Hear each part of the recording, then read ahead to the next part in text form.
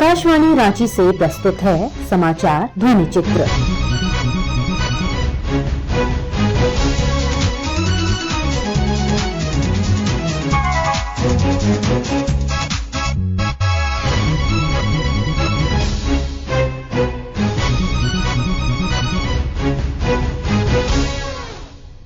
इस अंक में रांची में श्रमिक कार्यशाला, नए आपराधिक कानून और देवघर में श्रावणी मेला। राजधानी रांची में कल श्रम नियोजन विभाग द्वारा गिग वर्कर्स के सामाजिक सुरक्षा और न्यूनतम पारिश्रमिक विषय पर एक दिवसीय कार्यशाला का आयोजन किया गया। कार्यशाला में राज्य के श्रम मंत्री सत्यानंद भोक्ता, मोटो कंट्री ILO निदेशक मिचिको समेत विभिन्न राज्यों के श्रमायुक्तों ने भी भाग लिया। कार्यशाला को संबोधित करते हुए श्रम नियोजन मंत्री सत्यानंद भोक्ता ने कहा, आज झारखंड में एक बहुत बड़ा गिग वर्कर का सेमिनार किया गया है। जो हमारे श्रमिक हमारे सेवा करते हैं, चाहे होटल में हो, चाहे विभिन्न कंपनियों में हो, खेत में हो, खलिहान में हो, जहां भी काम करते हैं वर्कर सेवा भावना से करते हैं। मजदूरों का लाभ कैसे मिले, उसका आय का स्रोत कैसे हो, रोजगार से कैसे जुड़े, किसानों का आय दुगनी कैसे हो, किसानों का क्या सुविधा दे सकते हैं, आगे कैसे बढ़ा सकते हैं। खासकर मजदूर और किसान देश का रीढ़ है। बिना मजदूर के बिना देश नहीं चलेगा, बिना किसान के बिना देश नहीं चलेगा, चूंकि ये ग्राउंड लेवल पर काम करते हैं। और इसके लिए हमारी जो माननीय मुख्यमंत्री हेमंत सोरेन जी हैं, विभिन्न प्रकार के जो हम लोग सोच नहीं सकते हैं, नई नई योजना उन्होंने शुभारंभ किया। आज हमारे किसान भी गांव में खुशहाल है, हमारे मजदूर भी खुशहाल है और उसका जो हक और अधिकार है हम लोग घर घर भी जाकर पहुंचाने का काम करते हैं। हमारे जो कई तरह के मजदूर हैं, मजदूर गांव में भी काम करते हैं, खेत में, खलिहान में, होटल में, कोई बिल्डर के यहाँ भी काम करते हैं। किसी जो भी काम होता है देश के अंदर, प्रदेश के अंदर, पंचायत गांव के अंदर कोई भी काम होता है तो बिना वर्कर के बिना नहीं होता है। आज सरकार जो है, चाहे भारत सरकार हो या राज्य सरकार हो, भारत सरकार से भी ई श्रम कार्ड हम लोग जगह जगह बनवा रहे हैं। और हमारा जो विभाग है, श्रम विभाग के द्वारा भी लेबर कार्ड बनाया जा रहा है। श्रमिकों की जो योजनाएं, खासकर झारखंड में जो भी योजना है उनको अता पता नहीं था कि हमारे श्रम विभाग में कौन सा अधिकारी है, किस समय कौन सा हमको लाभ मिलेगा। लेकिन जब झारखंड में गठबंधन की सरकार बनी हेमंत सोरेन जी के नेतृत्व में और झारखंड के श्रम मंत्री हम बने, तो मैं श्रमिकों के प्रति पूरा जो उसका योजना है पूरा फोकस करने का काम किया कि आप जागिए, हक और अधिकार को समझिए, आप जहां भी काम कीजिए। कोई जरूरी नहीं कि आप कहीं काम कर रहे हैं, कोई घटनाएं दुर्घटनाएं घट गई तो आपको हम खोजेंगे, तब आपको कोई कंपनसेशन राशि देंगे। आप विभाग से जुड़िए, निबंधन कराइए। निबंधन कराने से कई सरकार की योजनाएं हैं जो सीधा जुड़ सकते हैं, सीधा लाभ ले सकते हैं।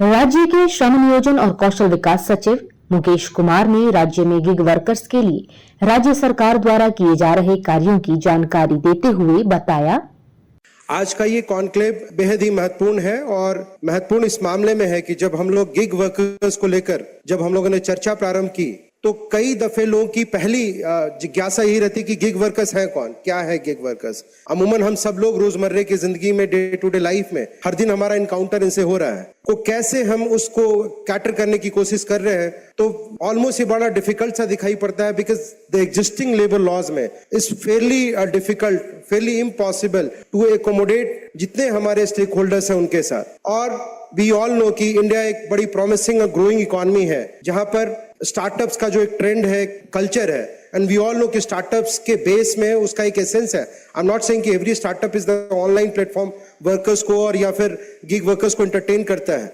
But majority of them, and that is the reason कि Zomato, Swiggy, even the Ola, Uber और कई सारे ऐसे ड्राइव यू आजकल ऐप है दिल्ली के भीतर. You need a driver, in fact you use the drive you app. आपके पास गाड़ी है but you don't have a driver. But sometimes we are clueless कि जो लोग काम कर रहे हैं उनके वर्किंग आवर्स क्या है, उनका वर्किंग पैटर्न क्या है.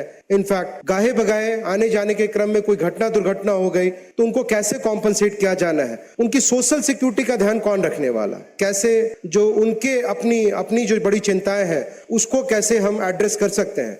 और ये इस बात की फ्लेक्सिबिलिटी भी देता है. कई बार अगर हम उनकी तरफ से देखें तो ये आपको फ्लेक्सिबल बनाता है इस प्रपोजल में कि आप अपने वर्किंग आवर्स खुद डिसाइड करते हैं. आप खुद तय करते हैं कि काम कहां से किया जाना है. आप खुद तय करते हैं कि कितने घंटे के लिए काम आप करना चाहते हैं, किस लोकेशन से काम करना चाहते हैं. We all know fastest growing economy होने की वजह से हिंदुस्तान के भीतर जो टारगेट है, जो असेसमेंट है कि 2030 तक, 2029, 2030 तक ये टारगेट 30 मिलियन से ज्यादा की पॉपुलेशन, ज्यादा की भागीदारी इसमें होगी. और आज की तारीख में गिग वर्कर्स के कैटेगराइजेशन को लेकर इश्यूज है कि हम उसको किस कैटेगरी में रखते हैं.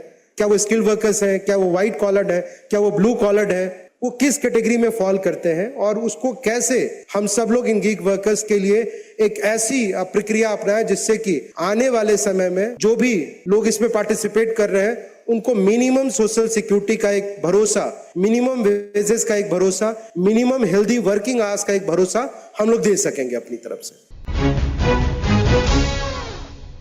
झारखंड समेत पूरे देश में 1 जुलाई से लागू हुए नए आपराधिक कानून का सकारात्मक असर देखा जा रहा है.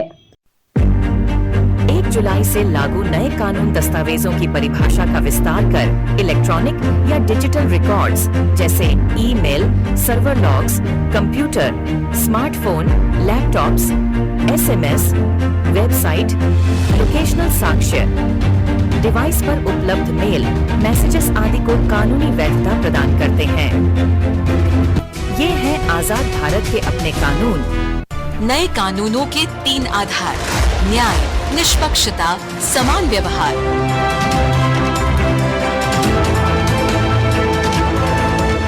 राज्य के विभिन्न जिलों में भी कानून विशेषज्ञों द्वारा इसे सराहनीय कदम बताया गया है.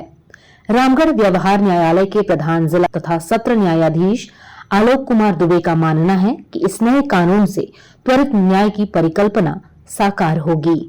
अब जो 1 जुलाई से नया कानून आ गया, पहले जैसे था दंड प्रक्रिया संहिता, जो लोग सीआरपीसी बोलते थे, अब वो चेंज हो गया भारतीय नागरिक सुरक्षा संहिता. जैसा कि नाम से ही लग रहा है कि अब दंड प्रक्रिया नहीं है, अब भारतीय नागरिक का सुरक्षा की बात है. उसी तरह से जो आपको आईपीसी था, सीआरपी और एविडेंस एक्ट था, वो सब भी चेंज हो गया. अब जो केस होंगे उसमें क्या है कि जैसे एफआईआर होगा वो ऑनलाइन एफआईआर होगा. एक पोर्टल बनाया जा रहा है, बहुत जल्द पोर्टल बन जाएगा, हर एक ऐप आ जाएगा. और जैसे मान लीजिए आप अगर झारखंड में किसी थाने में कोई केस करना चाहते हैं तो अपने घर में बैठ के मोबाइल में ऐप में जाइएगा, झारखंड का पेज खुलेगा, डिस्ट्रिक्ट खुलेगा, डिस्ट्रिक्ट को क्लिक कीजिएगा तो थाना खुल जाएगा. उस थाना पे जाइएगा तो एक आ जाएगा फॉर्म, उस फॉर्म को ऑनलाइन भर देना है और भर दीजिएगा. एफआईआर हो गया, उसके विदिन 3 डेज आपका उसको सिग्नेचर करना है, 3 दिन के अंदर. अब जैसे कंप्लेन का केस है तो कंप्लेन केस पहले होता था कि कंप्लेन केस फाइल हो गया, कोई भी आदमी केस कर दिया, कुछ भी सास ससुर 498A का केस हो गया तो साथ पूरा फैमिली मेंबर, पति के साथ साथ उसका पूरा परिवार को भी सबके अगेंस्ट में केस हो गया. अब क्या है कि जैसे ही केस होगा तो कॉग्निजेंस के पहले जो अभियुक्त हैं उनको नोटिस जाएगा, उनको बुलाया जाएगा, भाई आपके अगेंस्ट में ऐसा ऐसा केस है, तो उनको उसी समय सुनने का एक अपॉर्चुनिटी मिलेगा. ऐसा नहीं कि अब केस हो गया हमको पता भी नहीं मेरे अगेंस्ट में केस चल रहा है, वो नहीं होगा. पर जो लंबित मामले जो रहते थे वो उसका बहुत संख्या बहुत तेजी से घटेगा. हर चीज़ टाइम बॉन्ड है. अभी जैसे क्या है कि जब आप अगर डिस्चार्ज पिटीशन फाइल करना है तो उसका 60 दिन का टाइम दिया हुआ है. कोई भी चार्ज फ्रेम होना है केस में तो 60 डेज का टाइम उसमें है. रामगढ़ बार एसोसिएशन के अध्यक्ष आनंद अग्रवाल ने बताया कि नया कानून न्यायिक व्यवस्था में मील का पत्थर साबित होगा. देखिए 1 जुलाई 2024 से केंद्र सरकार ने जो 3 नए कानून लाए हैं उससे देश के न्यायिक प्रक्रिया में आमूलचूल परिवर्तन होगा. आम जनों को इसका बहुत लाभ मिलेगा.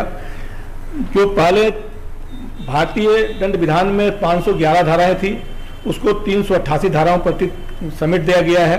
साथ ही सबसे बड़ी बात है कि अब आप कहीं पर भी 0 पे आप एफआईआर दर्ज कर सकते हैं. इसके साथ ही साथ जो महिलाओं के लिए प्रताड़ना का जो संशोधन लाया गया है वो बहुत ही उपयोगी है. मॉब लॉन्चिंग का जो संशोधन किया गया है बहुत उपयोगी है. और सबसे बड़ी बात यह है कि न्यायालयों को चार्जशीट वगैरह कंप्लीट होने के बाद 45 दिन के अंदर जजमेंट देना है.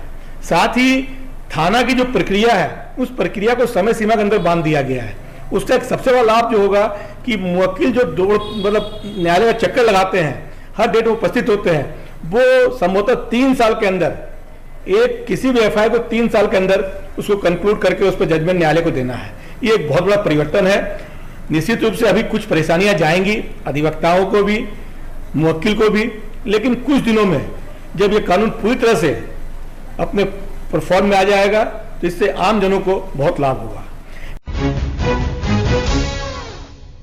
देवघर का प्रसिद्ध श्रावणी मेला अगले सोमवार से शुरू होने जा रहा है। देवघर स्थित दुम्मा में कल इस मेले का विधिवत उद्घाटन किया जाएगा। जिला प्रशासन, स्वयंसेवी संगठनों और पंडा समाज द्वारा मेले की तैयारियों को अंतिम रूप दिया जा रहा है। देवघर के उपायुक्त विद्यासागर ने बताया कि सभी संबंधित संगठनों के साथ बैठक कर मेले को सुचारू रूप से संचालित करने की नीति बनाई गई है। श्रावणी मेला से पहले ऐसी परंपरा रही है कि मंदिर प्रशासन और पंडा समाज के जो प्रभुत्व व्यक्ति हैं उनके साथ में बैठक की जाती है और इस बात पे चर्चा होती है कि श्रावणी मेला को किस प्रकार से श्रद्धालुओं के लिए सुचारू तरीके से हम लोग संचालित करें। आज भी वही है। कई बार ये होता है कि पंडा समाज की तरफ से कुछ अच्छे सुझाव आते हैं, सुझाव आज भी आए हैं। शीत दर्शन की व्यवस्था को कैसे सुचारू किया जा सकता है, मंदिर को किस प्रकार से समय पर बंद किया जाए और जो रीति रिवाज के हिसाब से पूजा प्रतिष्ठान होते हैं उनको कैसे सुचारू रूप से संचालित किया जाए। इन पे जिला प्रशासन ने सहमति दी है कुछ चीजों पे।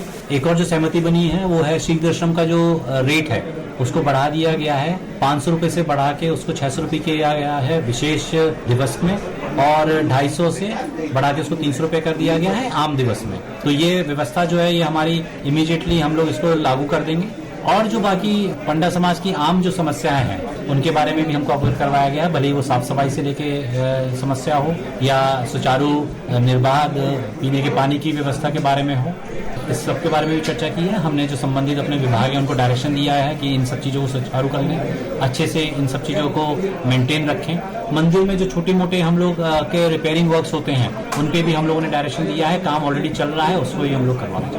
जिला जनसंपर्क अधिकारी राहुल भारती ने बताया कि देवघर मेला क्षेत्र में जिला प्रशासन द्वारा निरीक्षण कर तैयारियों का जायजा लिया जा रहा है।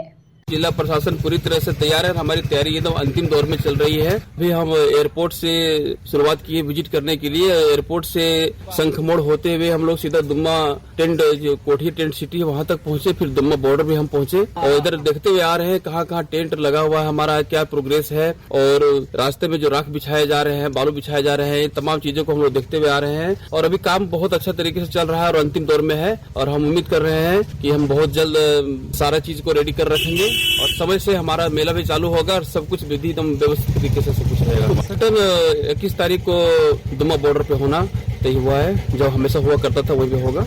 देवघर मंदिर के पंडा समाज द्वारा भी श्रद्धालुओं से देवघर आने की अपील की जा रही है। मंदिर के पीयूष पंडा ने बताया कि श्रावणी मेले के दौरान इस बार अच्छी व्यवस्था की गई है। मैं तीर्थपुरोहित पीयूष पंडा, आप सभी श्रद्धालु सब आ सकते हैं बाबा धाम दर्शन पूजा के लिए। अब श्रावणी मेला परसों से, सोमवार के दिन से श्रावणी मेला आरंभ हो रहा है। आप सब भक्त आइए, सब कोई बाबा बैद्यनाथ जी का दर्शन कीजिए, पूजा अर्चना करते हैं, आप सब आइए। कैसी तैयारी है देवघर में और क्या इस बार विशेष है? अब की बार तो एक ही महीना का मेला चल रहा है, तो इस लेकर पुलिस प्रशासन लोग काफी जम के कर रहे हैं। तैयारी तो पूरी तरह हो चुकी है, बस यात्री लोग आए हैं, उनके सुगम दर्शन हो पाए। हम लोग बस यही बाबा से मनाते हैं, सबकी मनोकामना बाबा पूर्ण करें। इस बार पहला दिन सोमवार से शुरू हो रहा है और आखिरी कितने सोमवारी इस बार पड़ेंगे सावन में? पहला दिन सोमवार हो रहा है और आखिरी दिन भी सावन का सोमवारी भी है। इसे लेकर बहुत ही भक्त लोग की भीड़ जुटेगी बैद्यनाथ धाम। पिछली बार क्योंकि मलेमास था तो भीड़ थोड़ी कम हो गई थी, लेकिन अब की बार बहुत ही श्रद्धालु की भीड़ जुटेगी। इसके साथ ही आकाशवाणी रांची से समाचार ध्वनि चित्र का आज का संस्करण समाप्त हुआ। हर शनिवार को यह कार्यक्रम रात्रि 7:45 बजे समाचार एकांश द्वारा प्रस्तुत किया जाता है। संपादक कृष्ण कुमार लाल, प्रस्तुतकर्ता अरविंद कुमार और प्रवक्ता कामिनी।